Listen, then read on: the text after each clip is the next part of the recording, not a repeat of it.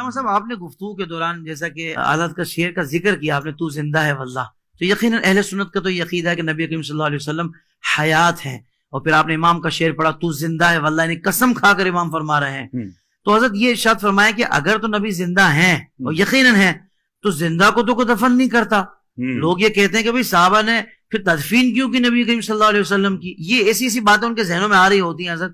پہلے تو ان کے آنے پر مجھے حیرت ہو رہی ہے کہ ایسی باتیں ذہنوں میں آ رہی ہیں وہ بھی اپنے نبی کے لیے، اب آ ہی گئی ہے تو میں چاہوں گا کہ جواب بھی دے کر ان کی تسلی کر دیں۔ میں نے ماشاءاللہ اس لیے کہا کہ حافظ طاہر بھی ماشاءاللہ اتنا ذہین و فتین بندہ ہے کہ یہ بال کی کھال اتارتا ہے۔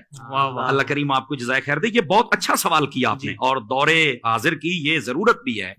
مطلب یہ کہ نبی پاک اگر زندہ ہیں تو پھر صحابہ نے دفن کیوں کیا؟ میں نے کہا ساری چھوڑ دیں آپ، شہید زندہ ہوتا ہے؟ کہا بالکل۔ تو میں نے کہا جتنے کائنات میں شہید ہوئے دفن کیا کہ نہیں کیا؟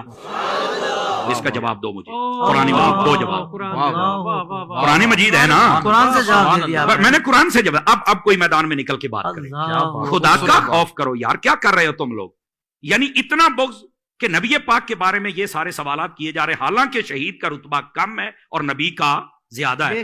تو جب کم رتبے والا زندہ ہے تو جس کا سب نبیوں سے بھی زیادہ ہے، پھر وہ کیوں نہیں زندہ ہے؟ سمجھ آ رہی میری بات کی؟ اچھا دوسری بات، میں نے کہا یہ میں تمہارا شوق پورا کر دیتا ہوں کہ تم کہتے ہو کہ زندہ تھے تو پھر دفن کیوں کیا؟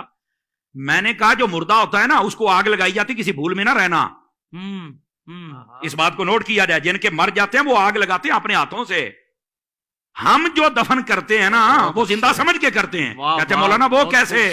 سن لیجئے، اور یار مجھے بتاؤ اگر زندہ نہیں ہے تو قبر میں اٹھ کے سوالوں کے جواب کون دیتا ہے؟ بتاؤ نا مجھے۔ یہ صرف اتنی دیر تک ہی موت کا حکم ہے کہ جب تک سانسیں باندھے ہم نے قبر کے سپرد نہیں کر دیا، اللہ کی رحمت کے سپرد نہیں کر دیا۔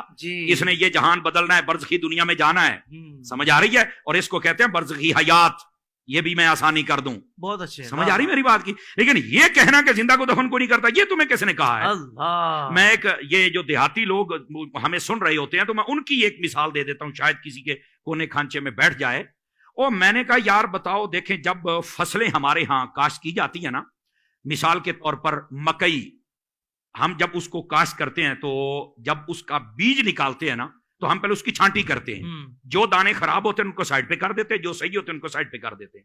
خراب دانوں کو ہماری بولی میں کہتے ہیں مرے مرے نے، تو کہتے ہیں مریا نو سٹ دے ہو، انہاں نو پورن دا کی فائدہ ہے؟ آ جڑے چنگے نے انہاں نو پورو کچھ نکلے گا تے صحیح نا۔ اس کا مطلب ہے اگر یہ دیہاتی لاجک سے بھی دیکھا جائے نا تو زندہ کوئی دفن کیا جاتا ہے، مردے کو کوئی نہیں دفن کرتا ہے۔ سائنس سے لے کر دیہات، اور دیہات سے سائنس نے ہر زاویے سے ہم نے سمجھا دیا۔ دیکھیں نا ہم نے قرآن سے بات شروع کی ہے نا، ہم دائیں بائیں تو جا ہی نہیں سکتے۔ کیا کہنے، اور پھر یہ بھی ایک ویسے بھی بڑی عجیب و غریب، او وہاں کیسے زندہ ہر طرف سے بند ہے؟ تو میں ان سے سادہ سوال کر لیتا ہوں، میں نے کہا بتاؤ یہ جو چوزا ہوتا ہے یہ انڈے سے 21 دن کے بعد نکلتا ہے؟ کہا بالکل۔ تو میں نے کہا بتاؤ یہ 21 دنوں تک کون سا سوراخ ہوتا ہے جہاں سے کوئی ہوا شوا جاتی ہے، کاربن ڈائی آکسائڈ جاتی ہے، کہاں سے آکسیجن جاتی ہے؟ تو کہتا نہیں یار تو مردہ نکلتا ہے، کہا نہیں زندہ نکلتا ہے۔ کیسے زندہ رہا؟ کہتا یہ تو نہیں پتا۔ تو میں نے کہا پتا ہوتا تو سنی نہ ہوتا، پتا ہوتا تو سنی نہ ہوتا۔ بھئی جو رب ایک چوزے کے لیے سب انتظام کر سکتا ہے وہ مدینے کے تاجدار کے لیے نہیں کر سکتا۔ وہ زندہ ہیں، زندگی کی تمہیں نہیں سمجھ آئی تو ایک الگ بات ہے۔ تو زندہ ہے واللہ، تو زندہ ہے واللہ، میرے چشم عالم سے چھپ جانا۔ سبحان اللہ، سبحان